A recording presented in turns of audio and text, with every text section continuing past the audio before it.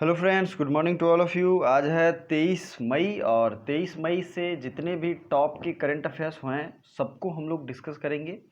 सबके related GS के important facts देखेंगे और मैप की भी स्टडी करेंगे, क्योंकि आज के जितने भी एग्जाम्स होते हैं सब में जो करंट अफेयर्स पूछे जाते हैं, जो ज्योग्राफी के क्वेश्चन पूछे जाते हैं, वो लगभग करंट अफेयर्स के मैप से ही रहते हैं। तो आपको मैप की स्टडी और मैप पढ़ना आना चाहिए, इसलिए हमने मैप का सीरीज भी शुरू किया है। ज्योग्राफी के सेक्शन में आप जाके देख सकते हैं अगर मैप की बेसिक अंडरस्टैंडिंग और अच्छे से आपको उस पर पकड़ चाहिए तो। नेक्स्ट है, ये हमारा चैनल है वन डे एग्ज़ाम पॉइंट। इस लिंक पे आप क्लिक करके और सब्सक्राइब कर सकते हैं। पीडीएफ डिस्क्रिप्शन में टेलीग्राम का लिंक होगा, वहाँ से आपको पीडीएफ मिल जाएगा। ठीक है, तो इस चैनल को सब्सक्राइब करें क्योंकि सब अपडेटेड और मोर वीडियोज इस पे आते हैं, ज़्यादा से ज़्यादा वीडियोज आते हैं। तो चलिए शुरू करते हैं। पहला क्वेश्चन है break the chain campaign. Question है ब्रेक द चेन कैंपेन आया था पहले, अब ये है उसका updated. Break the chain cartoon campaign या अभियान किस सरकार ने शुरू किया है? तो ये जो है शुरू किया गया है किसके द्वारा बताइए? ऑप्शन ए केरल, तमिलनाडु, कर्नाटक या इसमें से कोई नहीं।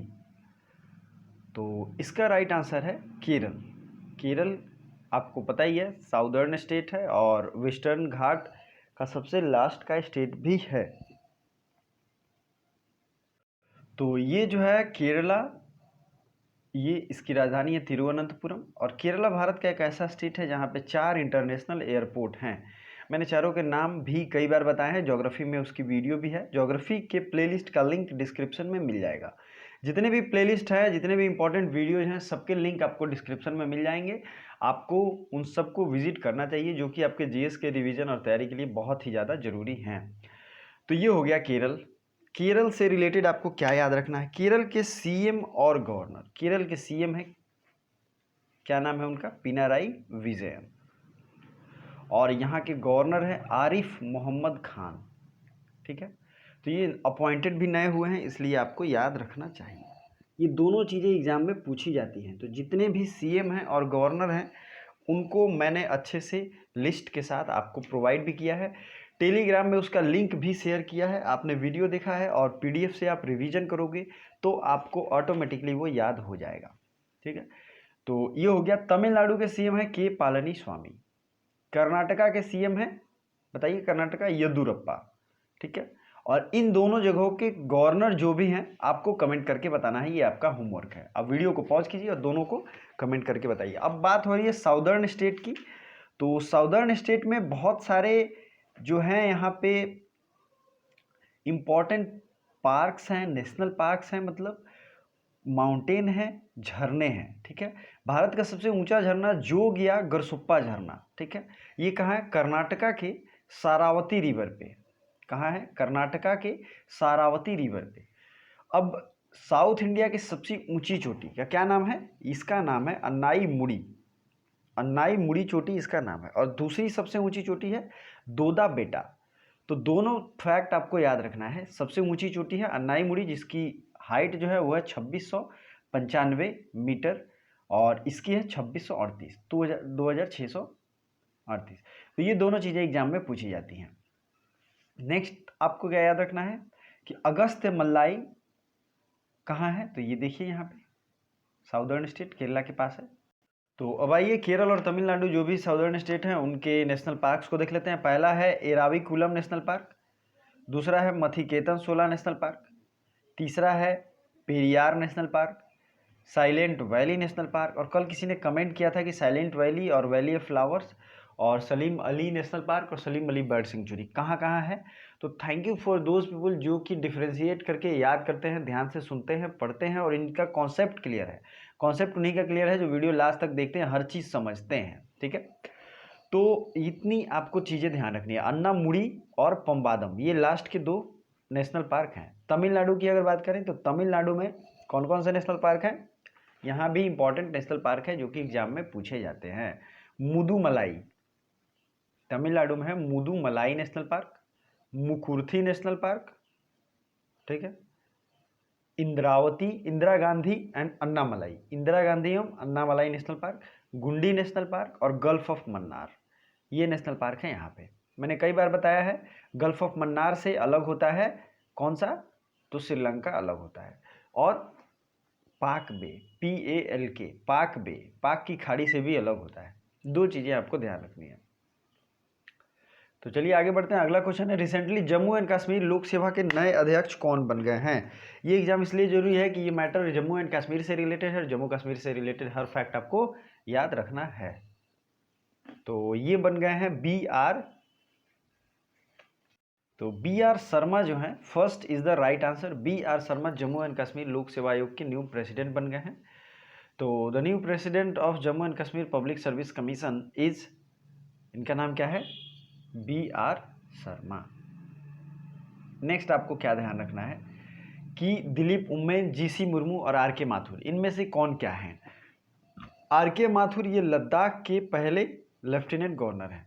दूसरी चीज़, लद्दाख भारत का पहला एक यूनियन टेरिटरी बन गया है जो कोरोना फ्री हो गया है। और कोरोना फ्री स्टेट कौन है, तो वो है गोवा। ठीक है, लद्दाख में कितने जिले हैं आपको कमेंट करके बताना है। 31 अक्टूबर 2019 को इन दोनों का बंटवारा हुआ था। जम्मू एंड कश्मीर राज्य को 2 भागों में बांट दिया गया। एक स्पेशल स्टेटस किस आर्टिकल के तहत इन लोगों को था, तो वो था आर्टिकल 370। ठीक है, 371 से लेके 371 ABCD और लास्ट तक JK तक मैंने ट्रिक बताए हैं। अगर आपने आर्टिकल्स ऑफ इंडियन कॉन्स्टिट्यूशन की वीडियो देखी है तो उसमें आपको पता भी होगा। ठीक है, तो GC मुर्मू ये बनाए गए जम्मू एंड कश्मीर के lieutenant governor. Jammu and Kashmir से आपको क्या याद आता है, सबसे भारत की फ्रेश वाटर लेक है, वुलर लेक, वो है जम्मू कश्मीर में। जम्मू कश्मीर में है K2 भारत की सबसे ऊंची चोटी। नंदा देवी है उत्तराखंड में, लेकिन नंगा पर्वत है, नंगा पर्वत ये है जम्मू एंड कश्मीर में। तो ये सारी चीज़ें अगर आपको याद रहेंगी तो एग्जाम में बहुत काम आता है। तो जल्दी से जल्दी वीडियो को लाइक कर दीजिए और चैनल पर पहली बार है तो सब्सक्राइब जरूर कर दीजिए।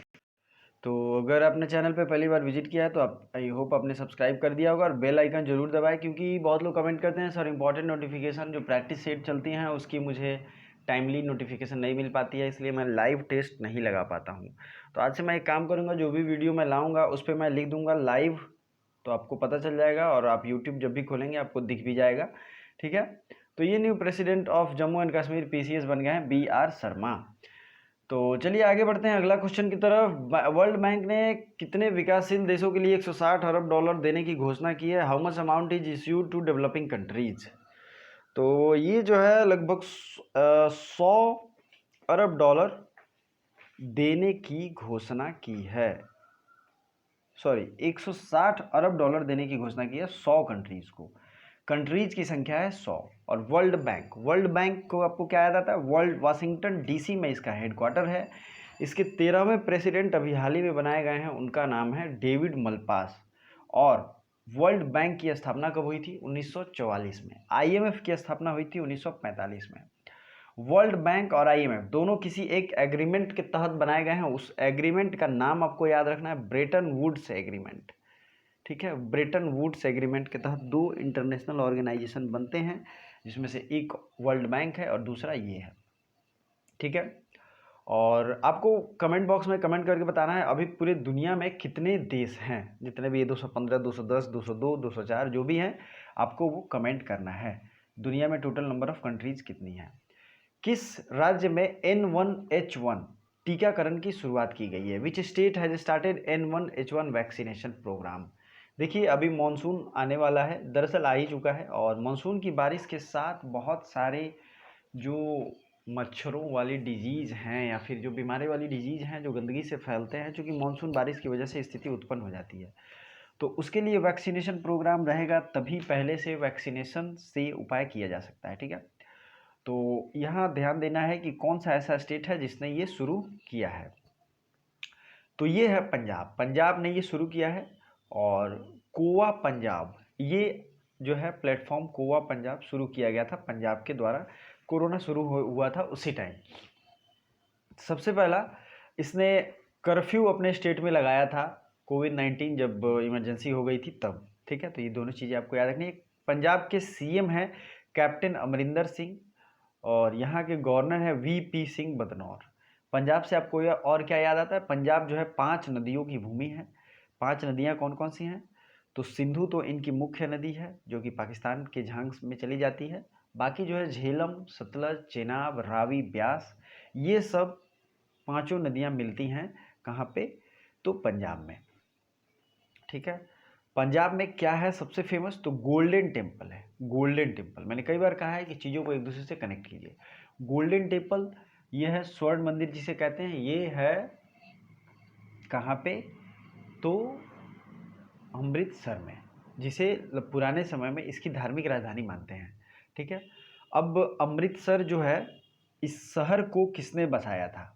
तो अगर सिखों के 10 गुरुओं के आपको नाम पता होंगे, जैसे कि गुरु सबसे पहले शुरू होता है गुरु नानक से, फिर गुरु अंगद, रामदास, अमरदास, इस तरीके से फिर 5वें नंबर पे आते हैं गुरु अर्जुन देव। अगर आपको नोट करना है तो नोट भी कर सकते हैं।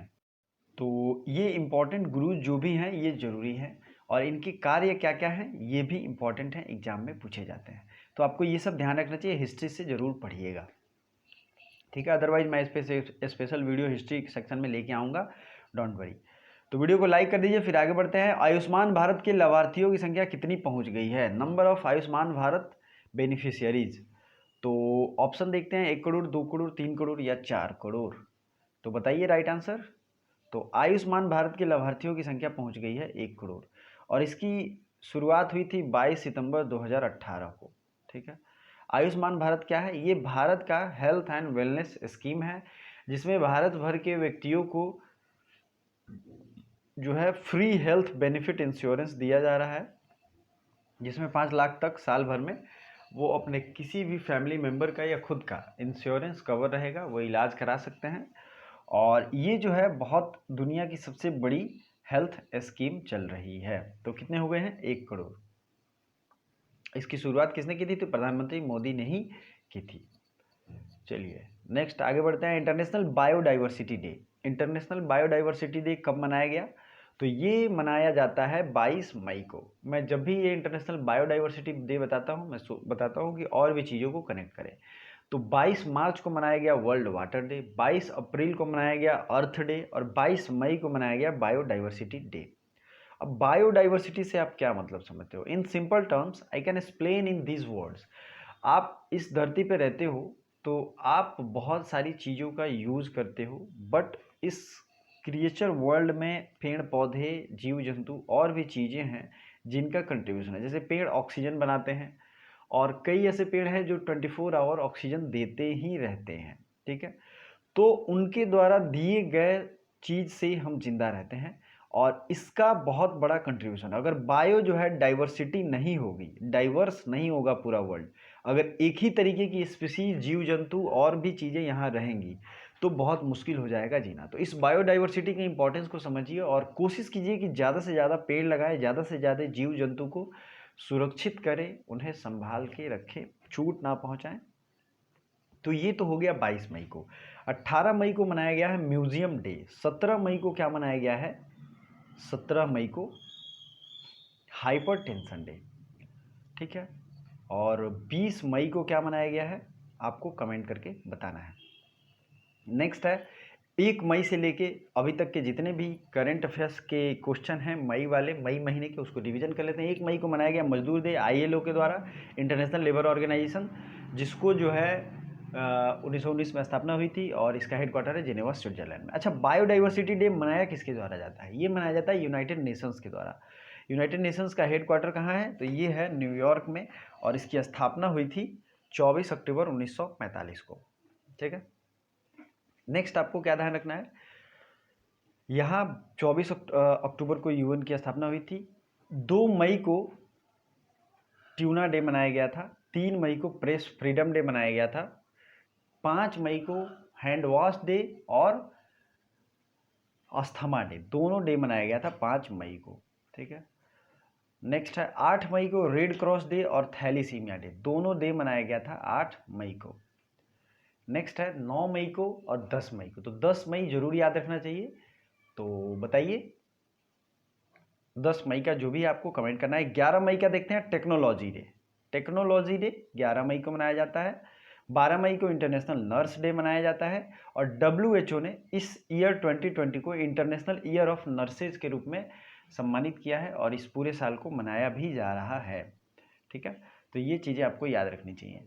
फिर 17-18 मैंने पहले ही डिस्कस कर लिया। तो जो भी मैं पूछूं उसे कमेंट बॉक्स में ज़रूर कमेंट कीजिए, और जितने भी मई महीने के दिन दिवस हैं सब आपको कमेंट कर सकते हैं। किस राज्य ने अम्फान के बाद 1000 करोड़ का कोष गठित किया है? तो ये राज्य है उड़ीसा। आपको पता ही है अम्फान तूफान से सबसे ज़्यादा उड़ीसा ही डिस्टर्ब हुआ है, और उड़ीसा के सीएम हैं नवीन पटनायक, और वहाँ के जो गवर्नर हैं उनका नाम है गणेशी लाल। तो आइए उड़ीसा का मैप देखते हैं और इसके इम्पोर्टेंट चीज़ों को याद करेंगे, समझेंगे। ये है उड़ीसा, आपको यहाँ दिख रहा होगा। उड़ीसा की राजधानी है भुवनेश्वर, और इसके ऊपर है वेस्ट बंगाल। और ये है उड़ीसा में सबसे खारे पानी की सबसे बड़ी झील कौन सी है? तो वो है चिल्का झील। और दूसरे नंबर पे खारे पानी की झील है, उसका नाम है पुलिकट झील, जो कि है आंध्र प्रदेश में। ठीक है, और उड़ीसा का सीएम और गवर्नर तो आपको पता चल गया। अब उड़ीसा में जो नेशनल पार्क हैं उनको देखेंगे। उड़ीसा में है सिमलीपाल नेशनल पार्क और भीतरकनिका नेशनल पार्क, जो कि सबसे ज़्यादा एग्जाम में पूछे गए हैं। उड़ीसा में नदी जो बहती है वो है महानदी, और महानदी का मुहाना भी है इसमें, इस राज्य में। नेक्स्ट है उड़ीसा के ऊपर है बंगाल, वेस्ट बंगाल। ठीक है, तो वेस्ट बंगाल जो है ये यहाँ की सीएम है ममता बनर्जी, और यहाँ के गवर्नर कौन है? जगदीप धनखड़। ठीक है, जगदीप धनखड़। नेक्स्ट वेस्ट बंगाल के नेशनल पार्क्स आपको याद रखने चाहिए। Buxa national park, Sundarban national park जिसमें बाघों की संख्या बढ़ के 96 हो गई है, ये जरूर आएगा एग्जाम में। Neora national park, Singalila national park, Jaldapara national park और नेवरा नेशनल पार्क। इसका मैंने ट्रिक नेशनल पार्क की वीडियो में बनाया है, अगर आपने नहीं देखा है तो ज्योग्राफी के सेक्शन में जाइए और वहाँ जाके देख सकते हैं। नेक्स्ट है कुछ और छोटे छोटे नेशनल पार्क हैं, उनको भी देख लेते हैं। जो राज्य में एक है, जैसे बिहार में एक नेशनल पार्क है वाल्मीकि नगर, गोवा में है भगवान महावीर या Mollem national park. Mollem national park है सिर्फ एक गोवा में, और दूसरा है बेतला नेशनल पार्क, ये है झारखंड में। मणिपुर में कौन सा नेशनल पार्क है? तो मणिपुर में नेशनल पार्क का नाम है कैबुल लामजाओ। ठीक है, केबुल लामजाओ। और एक माउंटेन है ब्लू माउंटेन, ये कहाँ पाया जाता है? तो ये भी मणिपुर में पाया जाता है। दूसरी चीज़ है कि मणिपुर में लोकटक झील है, लोकटक झील ये भी पाया जाता है, स्थित है मणिपुर में। इंटांकी नेशनल पार्क ये कहाँ है? तो ये है नागालैंड में, नागालैंड में। नेक्स्ट है कंचनजंगा नेशनल पार्क, तो ये है सिक्किम में। और दुधवा नेशनल पार्क ये है यूपी में। तो ये सिंगल नेशनल पार्क वाले राज्य थे, इन लोगों को हमने देख लिया। और चलिए अब किस राज्य ने ट्रांसजेंडर के लिए क्वारंटाइन सेंटर की स्थापना की है, ये अगला क्वेश्चन है हमारा, और इसका राइट आंसर होगा मणिपुर। मणिपुर जो है इसने क्वारंटाइन सेंटर की स्थापना की है ट्रांसजेंडर्स के लिए। ठीक है, और मणिपुर के सीएम है एन बीरेन सिंह। क्या नाम है? एन बीरेन सिंह। जितने भी नॉर्थ ईस्ट के स्टेट हैं सबके सीएम और गवर्नर, अभी वीडियो को पॉज कीजिए और सबके सीएम और गवर्नर की लिस्ट आप मुझे कमेंट करें। आज मैंने एक और चीज़ रिवीजन के लिए रखा है, भारत के जितने भी क्लासिकल डांस हैं इन क्लासिकल डांस को जरूर याद रखना चाहिए। जैसे भरतनाट्यम तमिलनाडु का है, और हमारे केरल का क्या है? तो केरल का है, बताइए।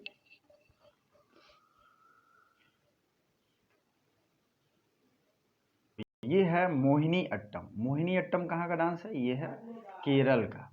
नेक्स्ट आपको याद रखना है मणिपुरी जो है मणिपुर का है। आंध्र प्रदेश का क्लासिकल डांस है कुचिपुड़ी। और नेक्स्ट इंपॉर्टेंट चीज, असम का जो डांस है उसका नाम क्या है? तो असम का कोई क्लासिकल डांस नहीं है जो कि इंडिया में है, टोटल इंडिया में क्लासिकल डांस लिमिटेड है।